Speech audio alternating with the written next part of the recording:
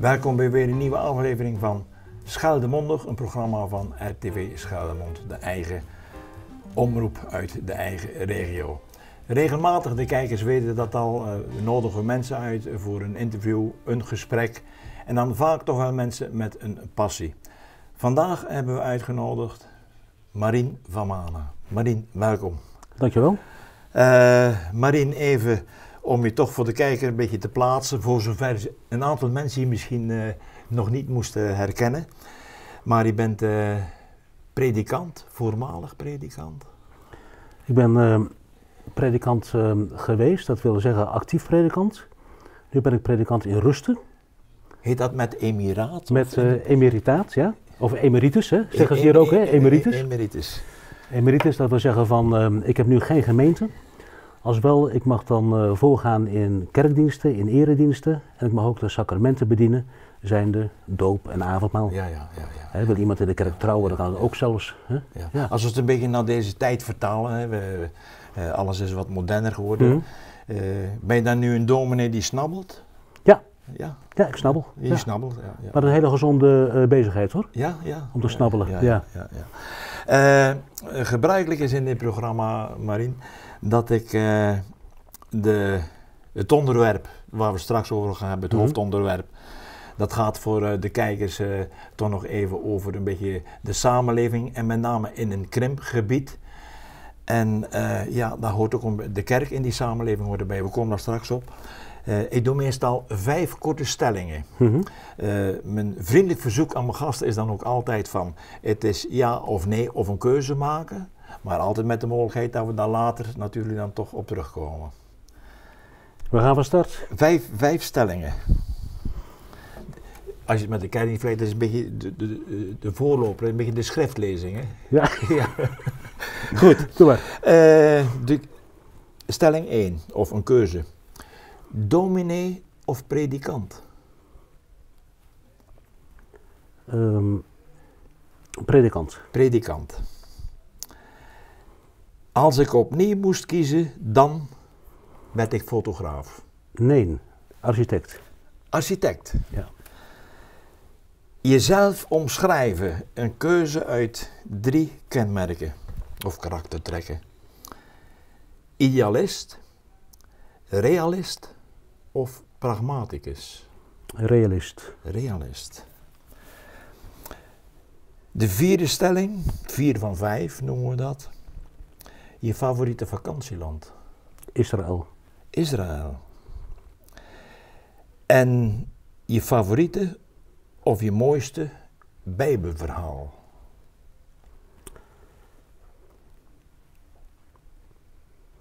Je hebt keuze, er is nogal wat keuze natuurlijk. Ja. Dat valt je moeilijk, heb ik. Daar valt je even, je moet even landen, denk ik.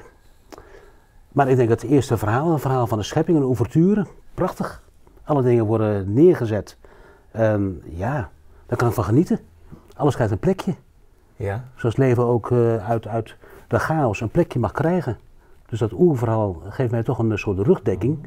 Alles mag een mooi plekje krijgen. Prachtig. Om van te genieten. Ja, maar gelijk even van stal. Ja. Je zegt dat mooie plekje krijgen. Ja, en mokum. Ja, dus dat is Genesis, dat is het eerste Bijbelboek. Je bent er ook in thuis, hè? Ja, ik heb ook op een christelijke school gezeten. Oké. Ja. Maar dan gaan we dat hele boek door. We gaan het nu niet helemaal doornemen natuurlijk. Nee. We gaan straks over het maatschappelijk plekje van de kerk in de samenleving hebben. Maar ja, dan gaat er nog alles wat naar de galamissen, zo, van al die plekjes. Ja, dat is helaas zo. Ja. Als je dan, je mooiste, wat is dan daar tegenover gezet het meest trieste Bijbelverhaal? Hij zegt van als dan naar dat begin kijken en dan naar dat eind. Nou, ik vind een triest verhaal, vind ik altijd het verhaal van wat we dan kennen onder de naam, het verhaal van de zondvloed. Dat alles bedolven wordt onder een zee, onder water. En dat doet me altijd denken aan het verhaal van de ramp. Februari, de ramp van 53. En ook binnen mijn familie zijn er ook heel veel mensen in omgekomen. 1863 was het destijds. Maar een aantal daarvan behoren ook tot mijn familie. Dat heeft me altijd aangegrepen. Dus dat betekent vanuit een eigen ervaring binnen de familietraditie, krijgt zo'n verhaal toch een dimensie meer. Dus ja, zo'n verhaal van ondergang, van alles bedolven onder het water. Mensen roepen en het wordt niet gehoord. Nou, dat grijpt mij wel aan. Ja. Ik sta een beetje haaks op dat eerste verhaal. Maar misschien komen we dan wel op het hoofdonderwerp een beetje. Die plek van die kerk in die samenleving en met name in dit gebied, in het Krimgebied, wat ze noemen. Ja. Die noodroep. Want dat is ook, ja, ik denk vanuit jouw vak, om het zo maar te noemen, en jouw beleving, is eigenlijk ook een triest verhaal. Want hebben we het dan over, want kerken verdwijnen, de fusies, hoeveel gemeentes, dat even op een rij gezet, hoeveel kerkgemeentes hebben we hier nu nog? We hebben Breskens is samengegaan met Schoondijken, met Waterland Kerkje, met Geroede. Dus dat is er 1. Ja. We hebben Sluis, die kanten. We hebben Sluis, ook een 3-tal gemeenten. Ja, en dan Oostburg. Oostburg zelfstandig, ja. Hebben we nog 3 zelfstandige? Arenburg hebben we nog, hè? Nog, ja. Hier in West. En vroeger had Uitdorp zijn eigen kerk, soms 2 kerken. Ja. Ik weet nog is dat ontkerkelijking of leegloop? Want dat is natuurlijk iets wat we gewoon met z'n tweeën wel kunnen vaststellen. Ja, het is een beeld van de tijd. Het is ook maatschappelijk gekoppeld aan de beweging van mensen zelf. Hè? In een maatschappelijke ontwikkeling, de scholing, mensen trekken weg. We zeggen dan naar de overkant. Doen daar de vervolgopleiding. Later komen ze terug als een grijze golf, wellicht om hier nog hun pensioendagen door te brengen. Maar de hele maatschappelijke ontwikkeling, daar hoeven we ook niet zo bang voor te zijn. Als wel van, het is een ander plaatje dan een plaatje van toen. Nee, maar ik ben begonnen hier in Breskens in 1981. En van 1981 tot 1985. Dat was al een combinatie van Breskens en Hoofdplaats. Dan praat je over een 2-tal gemeenten. En toen spraken we nog over een ene kerk, de Nederlandse Hervormde Kerk. Later werd het een PKN, een samen op wegkerk is. Dan PKN, dat is nu veel breder uitgewaaid naar omliggende gemeenten, om toch het hoofd boven water te houden. Hè? Ja, maar je noemde, dat is een maatschappelijk gegeven hier, jongeren trekken weg, gaan studeren, komen terug. Of we nou dit onderwerp hebben of een ander onderwerp, je bent niet de eerste die met die reden komt. En dan krijg ik altijd een klein beetje een naar gevoel. Ik bedoel het genuanceerder, maar dan krijg ik altijd een beetje zo'n gevoel van, ja, maar dat is wel lekker goedkoop en gooit daar weer maar op. Maar die kerk niet meer bezoeken. Ik denk dat je het zelf hebt zien gebeuren en nog gebeuren. Dat waar je vroeger echt redelijk wat mensen voor je had. Ja. En nu zit nog een handjevol mensen, ondanks dat gemeentes zijn samengegaan. Ja. Is dat iets van ontkerkelijking? Mensen het geloof in het geloof verloren zijn? Ja, ik heb wel eens de indruk dat het te maken heeft met in hoeverre zijn we nog als gemeente spraakmakend. Zowel onderling als naar buiten. Dus laat ik zeggen, een stukje zelfkritiek op de plek die je ook inneemt op je eigen vierkante meter hier. Als kerk ook? Als kerk ook, ik spreek liever over de gemeente. Ja? De kerk doet mij wat statisch aan. Als een instituut, maar ik spreek liever over de gemeente, dan voel je veel meer de dynamiek. In een gemeente heb je een eigen plekje. Je bent onderling aan elkaar verbonden, je vormt met elkaar een gemeenschap. Maar om dat voorgaande even, die omschrijving even voor de kijker een goed plekje te geven. Het instituut, hij zegt dat is met de statisch. Ja. En het andere, die beleving, maar dat is dan je predikant zijn. Dat je het daar vanuit die beleving bekijkt. Ja. Kijk, als predikant word je verbonden, of ben je verbonden aan een gemeente. En je bent in dienst van de kerk. En is die predikant dan, is die dan dynamischer als het instituut? Ik hoop van wel, ja. Ik hoop van wel. Kijk, je bent geen ambtenaar. Nee. Nee. Het is een samenspel van, je wordt beroepen in een gemeente en dat is luisteren naar elkaar van, welke kant willen we op? Wij leggen onze diepste vragen. Kunnen we elkaar vinden op maatschappelijk terrein niet alleen, maar ook wat jou ten diepste beweegt. Er zit een stukje dynamiek in. durven samen vooruit te kijken, kijken wel dezelfde kant op. Sterker nog, staan de neuzen dezelfde kant op. Dat is een discussie van de laatste jaren die toch wel in de kerk aan de gang is? Ik hoop dat die discussie toch wat handen en voeten gaat krijgen. Ja. Veel meer. Was die er vroeger niet? Je was er ook wel hoor, jawel. Maar ik die... denk meer naar de formele kant. Ja? Wanneer je nu kijkt naar hoe predikanten worden beroepen in de gemeente, dan ze worden toch gescreend op laat ik zeggen, meer wie ben je als mens? Ben je een voortrekker? Ben je iemand die durft te initiëren? Of loop je achter een meute aan? Of ben je iemand van het midden? Dat zijn eerlijke vragen, vind ik ook. Ja, en denk ook terecht. En dat zie je binnen meer maatschappelijke stromingen, zie je die discussies aan de gang. Ja. Is dan het predikant zijn, omdat je zegt van, ja, er wordt meer gevraagd dan bijbelkennis, hè, en de regeltjes van de kerk kennen. En zoals je erover praat, heb ik het idee dat je dat ook wel een ontwikkeling vindt en zegt van, dat is de mijne wel. Hè, als mensen in die samenleving staan, er naar kijken, hè, de signalen oppakken, ze terugvertalen. Mm-hmm. Was dat vroeger, was dan misschien vroeger minder met jouw karakter en jouw visie minder leuk om predikant te zijn als in deze tijd? Kijk, predikantschap, de naam zegt het al, prediken. Hè? Het wordt gefocust op van, je bent een persoon in de gemeente die wat te vertellen heeft. Je vertegenwoordigt ook een zekere autoriteit. En waar ligt die autoriteit? Dat ligt in de uitleg van de schriften, hè? Van de Bijbel. En daar zijn heel veel dingen naar georiënteerd. En van daaruit wordt dan ook, zeg maar, een stukje gemeentevisie wordt daaraan ontleend. Dus het gezag van de Bijbel was heel dominant aanwezig. Nee, maar in het interieur van de kerk zelf, wanneer we kijken naar onze protestantse kerken hier in Zeeuws-Vlaanderen nog, dan zie je altijd een opengeslagen Bijbel. Met andere woorden, van het gezag dat wij kennen is ontleend aan de Bijbel zelf. Nou, nu op jouw opmerking van, ja, was er toen veel meer dit of dat?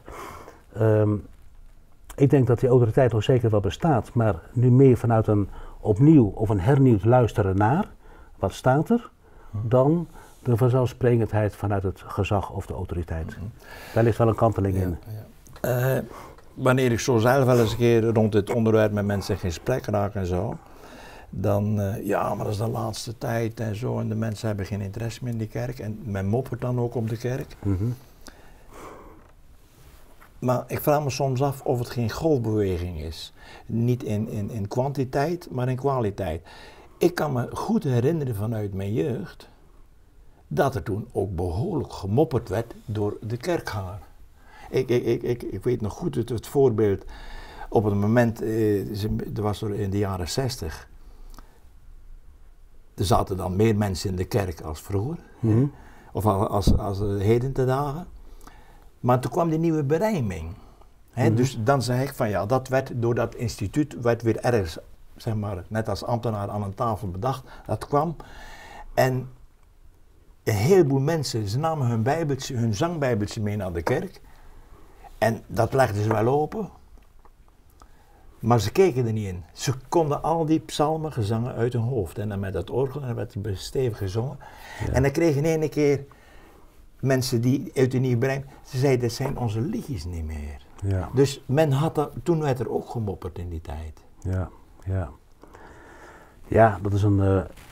kijk, in dat klimaat ben je grootgebracht en ik denk zeker wat met de paplepel is ingegeven in de kinderjaren. Waarschijnlijk heb je zelf ook de christelijke lagere school gevolgd. Ja. Ja, die liederen, die zou je nog wel, als je heel diep in jezelf graaft, dan komen die liederen nog van naar boven. Ja. En die kun je bij wijze van spreken nog woordelijk citeren. Daartegenover staat weer een ontwikkeling in het taalveld zelf. Passen deze oude woorden nog wel op de beleving van nu? Ja, maar dat vraagt verandering. Hè? Dat vraagt verandering, maar ik heb wel eens het idee dat die verandering nou niet direct bepaald toen in die tijd vanuit de mensen zelf kwam. Maar dat het min of meer was, we moeten eens gaan vernieuwen.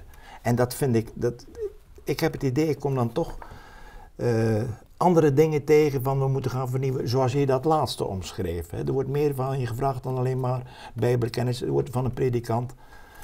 wat meer zijn mens zijn, zijn visie op de maatschappij. Ja, En toen had ik in die tijd, ik ben heel eerlijk, wanneer je zegt een leegloop van kerken, ik was vroeger een trouwe kerkganger, maar dat is al een tijdje weg.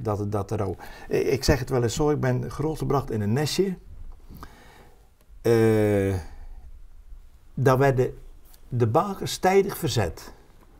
En die heb ik ook behoorlijk verzet. Eén ding is wel zo, ik heb van mezelf het idee, ik heb mijn bakers verzet, maar ik heb de vangst niet overboord gegooid. Begrijp je wat ik bedoel?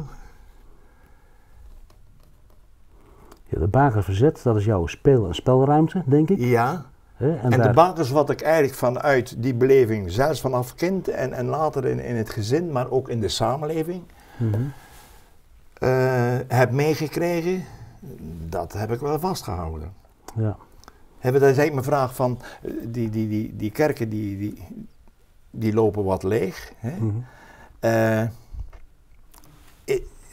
Hebben mensen hun geloof daarmee ook aan de wil gegaan?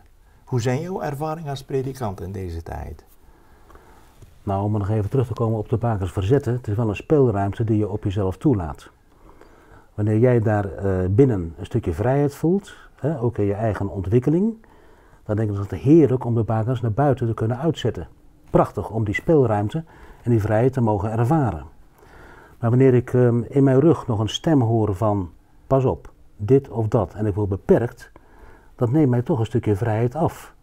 En zo is het niet bedoeld. Ook niet binnen een kerk, ook niet in de ontwikkeling van je eigen leven. Ook niet in de scholing. Of je nu praat over de kerk, dat wel het maatschappelijk bestel. Zodra daar mensen over je schouders meekijken die jou beperken in jouw ontwikkeling, dan doe je afbreuk aan wie je bent als mens.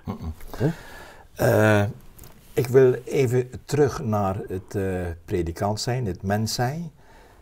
Ik grijp ook nu weer even terug op vroeger en en nu naar de tijd nu. Vroeger was natuurlijk de dominee, de predikant, was een van de notabelen van het dorp met de notaris, de dokter, de burgemeester, misschien nog een paar wethouders in die tijd. Dat bekende rolmodel, alles werd onder een vergrootglas gelegd. Is dat in deze tijd met Twitter, met Facebook en noem maar op, dat rolmodel, is dat beperkter? Of zeg je van nou, ik heb daar meer speelruimte? Ja, dat rolmodel, ik kan er heel veel van herkennen. In sommige gemeenten bestaat het nog wel. Het heeft ook te maken met een verwachtingspatroon binnen de gemeente zelf. Aan de andere kant denk ik van, ja, in welke kledij. Ik zit ook niet nu in een Colbert, dat wel een zwart donker kostuum. Stel voor dat we dit hadden opgenomen toen met de eerste zwart-wit televisie en dat deze streek. Had je dan in Colbert waarschijnlijk misschien gezeten? Dat zou heel goed kunnen, ja. Ja, toch heel wel? Goed kunnen. Jawel. Kijk, je mag ook iets vertegenwoordigen wat past bij je functie. Dat mag. Ik draag op een zondag een toga. Ik heb 2 toga's, zowel een zwarte als een witte.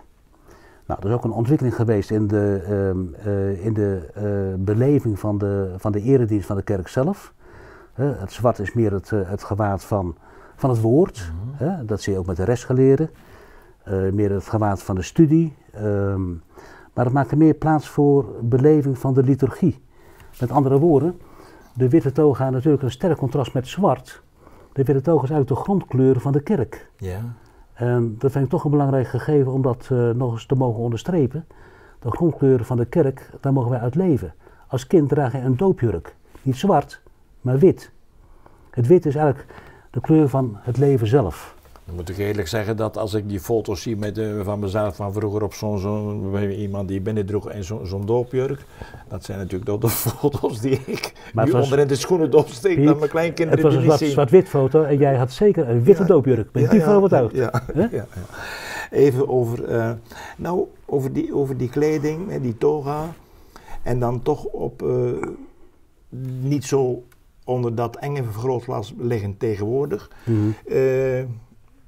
kan het zo zijn dat bijvoorbeeld dat je als dominee zegt van nou, vanmorgen heb ik de dienst voorgegaan, mijn witte toga gaat uit en in deze tijd, en stel voor dat in het maatschappelijk gebeuren, het feesten ook, dat je daar als dominee kennis van maakt, dat je zegt van nou, eigenlijk zou ik dat best kunnen. 's Morgens mijn dienst doen en dan 's middags zeggen van ja, maar dan is het toch zo, de mensen komen daar samen een carnavalsoptocht bekijken. Ja, zeker.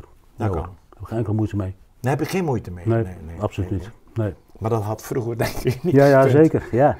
Nou, het doet me denken aan, wat mag je wel of niet op een zondag? Je mag dit niet, je mag dat niet op een zondag. En ik heb ooit eens een keer een dienst gehouden met de vraag van de zondagsheiliging. Gedenk de Sabbatdag, dat gij die heiligt. Mag je op een zondag een ijsje kopen? Nou, bekende thema natuurlijk. Ja. En ik citeerde daarbij een predikant. En die zei van ja, je mag op zondag een ijsje kopen, niet 1, maar 2. Ja, 2 ijsjes dan? Ja. En eentje voor jezelf en eentje voor een ander. Dan vier je de zondag. Nou, dan voel je van, het gaat hier om hele andere zaken, hele andere beleving. Het gaat meer om het vieren. Hè? In plaats van dat er iets om je heen staat van, nou ja, het mag niet waarbij een mens in één krimpt, waarbij de vreugde wordt afgenomen. Je mag ook genieten. Hè? Ja. Goed, even terug, ik denk dat dat een goede ontwikkeling is, dat waar men het hoofd niet meer boven water kan houden in een kleine gemeenschap in een dorp, dat ze samen gaan en ze hebben met een overschot aan die kerken. Hè, ze worden verkocht, soms wordt het een bed and breakfast, soms worden er complete tot popconcerten toe in de kerken gegeven. Ik denk dan nog wel eens een keertje aan, dat is een bijbelverhaal wat mij heel erg aansprak. Dat eigenlijk die hele kooptoestanden rond de tempel en zo, dat Jezus daaraan kwam met zijn discipelen, die man kon toch ook kwaad worden. Als die geen verschrikkelijk gift had, een driftkikker. Heerlijk, die pakte een zweepje en die ranselde ze er gewoon uit. Hè? Ja. Ja. En soms moet ook zo te keren, durven gaan. Hè? Ja. Maar gaan we dan te ver? Maar het is toch een gebouw wat door die jaren heen, als je in de grote kerk in Groeten komt, ligt inderdaad, waar je zegt, die Bijbel ligt nog open. En dan staat er iemand met zo'n vervormde gitaar even uit zijn dak te gaan. Ja. Kijk, een kerkgebouw is dierbaar. Ik zie een beetje nadenken. Nee, ja. Kijk, ik ga gelukkig in heel veel verschillende gemeenten voor en nog. Ik vind het prachtig om dat te doen, maar ook, ik ben toch onder de indruk van het gebouw zelf. Het zegt ook iets over de gemeente. Het zegt ook iets over de mensen die er samenkomen. Ik was nu afgelopen zondag in Ierseke. Daar aan een zuil van een pracht van een kerk. Daar is een hele grote boekrol. Daar worden de namen van de dopelingen, die worden daar opgeschreven of ingeschreven. Eigenlijk een boekrol zoals dat in Israël wordt gehanteerd. Ja. Je kent wel die 2 stokken en dan wordt er opgerold en afgerold en daaruit gelezen. En daarnaast ook hele kleine rolletjes die daar eigenlijk als het ware aan vastgeplakt zitten. Zo van wij ontlenen de doopvreugde aan die boekrol om het ook mee te nemen naar huis. Nou, daar ben ik onder de indruk. Het heeft een plek gekregen, de dopelingen hebben een naam, waren geschreven in een pracht van de boekrol, symbolisch, zichtbaar voor iedereen. Nou, daar zegt iets over zo'n gemeente. Zegt iets over hoe ga je met namen, met kinderen, met vreugde, hoe ga je daarmee om? Die leegloop of ontkerkeling, ik wil het niet noemen, maar het mindere kerkbezoek, dat men noodgedwongen samengaat. Ik denk dat we daar hier vanavond aan tafel ook niet uitkomen, maar heb je daar als snabbelende muzikant, als snabbelende predikant wel eens over nagedacht? Nou, op die manier zouden we misschien toch weer die kerk binnen kunnen halen, of de mensen weer terug naar die kerk krijgen, of moet er weer iets als een ramp gebeuren waar je het over had in het begin? Moet er weer iets gebeuren voordat die kerk dat plekje weer krijgt? Ik zou daar niet op willen focussen, als wel van wat er nu nog samenkomt als gemeente. Het is helaas een grijze golf voor het merendeel, een grijze golf, maar wees spraakmakend. Vertel wat jou bezighoudt. Wat is jouw drive om nog zo in het leven te kunnen staan? Sta je als een solist daar of als een enkeling, als een individu of heb je te maken met een ander? Durf ervoor uit te komen dat je elkaar ook van harte nodig hebt. Al is maar enkel maar om eens een keer een goed gesprek te voeren of adem te kunnen halen dat iemand naar je luistert. Maar is dat iets wat alleen aan de kerk is voorbehouden of is dat eigenlijk ook aan alle verenigingen, maatschappelijke dingen iets? Ja, kijk, wanneer ik een enkele keer, ik heb een auto en ik reis veel met de auto, maar een enkele keer dan ook met de trein en je zit daar in een coupé en 9 van de 10, misschien wel 10 van de 10 mensen, die zitten aan een gsm'tje of aan de tablet. En dan denk ik, ja, waar is dat voor nodig? En toen bedenken aan een van die reizen vanuit Rotterdam naar Vlissingen, ook in een treincoupé. En er zitten een paar van die meiden ook, die zitten heerlijk met elkaar te praten. Naast al die anderen die enkel maar met zijn gsm'tje aan de oren hebben of een tablet op een schoot. En ik vond het zo prachtig dat zij een gesprek voeren over een televisieprogramma, over de serie. Het was dan de goede tijden, slechte tijden. De een die vond er niks aan. En de ander zei, nou ik vind het prachtig, want ik herken mezelf in een van die rollen van die... Ik vond het een heerlijk gesprek. Heerlijk, heerlijk, heerlijk. Maar een stukje ontmoeting. Los van het gebakken zijn aan de gsm, aan Facebook. Zeg maar een beeld van de individualisering. Waar de mensen ook opgesloten zitten. Een vraagje. In doorsnee bij een kerkdienst, hoe lang duurt een preek? Ja, dat, nou ja, ik schat zo'n beetje een kwartier, 20 minuten. Ja, en ik wil daar echt niet overheen gaan. Dus we moeten gaan afronden. Oké. Ik denk, nou laat ik het zo zeggen. Misschien heeft het gesprek toch zin gehad. Hè? Al was het alleen maar vanwege het feit, zoals die 2 meiden in die trein zaten te praten, dat er een onderwerp is waar iemand in ieder geval de een zegt van ik ben het er wel mee eens en de ander niet mee eens. Ja. Hè? En ik denk dat is dan ook een passie die mensen hebben. Hè? Misschien proberen hier aan tafel iets de huiskamer in te gooien en zeggen van nou ja, misschien moeten we er niet ook eens thuis over praten. Ja, we zouden ook niet al te pessimistisch moeten zijn. En daar zou een beetje het midden moeten blijven vasthouden. En ik zou eigenlijk willen zeggen van, en wees niet al te vroom en wees niet al te goddeloos. De kerk in het midden dus. De kerk in het midden. De kerk in het midden. Rien, mag ik je hartelijk danken voor dit gesprek. Graag gedaan. En dan ga ik afkondigen. In ieder geval, ja, vandaag toch een beetje, vond ik zelf, bijzonder onderwerp. Maar ik vind toch, wanneer we het hebben over een krimpgebied, dat daar ook de kerk die met dezelfde krimpen te maken heeft, dat we dat best eens een keer nader mochten belichten. Er zal ongetwijfeld iets bij geweest zijn waarvan je zegt van daar was ik het mee eens of daar was ik het niet mee eens. Net als die 2 meiden in de trein wat Marie net zei. Maar net als voorgaande keren sluit ik af met in beide gevallen doe er je voordeel mee. Bedankt voor het kijken en graag tot de volgende keer. Dankjewel, Piet.